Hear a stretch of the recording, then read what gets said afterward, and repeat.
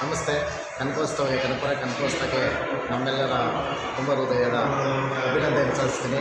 ಹಾಗೂ ನಮ್ಮ ಮರಳವಾಡಿ ಹೋಬಳಿ ಕಲಂಕುಪ್ಪೆ ಗ್ರಾಮದ ಪ್ರೌಢಶಾಲೆ, ಸರ್ಕಾರಿ ಪ್ರೌಢಶಾಲೆ ಇವತ್ತು ಅದ್ದೂರಿ ಕನಕೋತ್ಸವಕ್ಕೆ ನಮ್ಮ ಶಾಲೆಯು ವಿಜ್ಞಾನ ವಿಭಾಗದಿಂದ ಭಾಗವಹಿಸಿದೆ. ಇಲ್ಲಿ ತುಂಬ ಸಂತೋಷವಾದ ದಿನ. ಇವತ್ತು ದಿವಸ ನಮ್ಮ ಶಾಲೆಯು ತುಂಬ ಅವಾರ್ಡನ್ನು ಪಡೆದಿದೆ. ಜಪಾನ್ ಮತ್ತು ನ್ಯಾಷನಲ್ ಅವಾರ್ಡನ್ನು ಪಡ್ಕೊಂಡಿದೆ.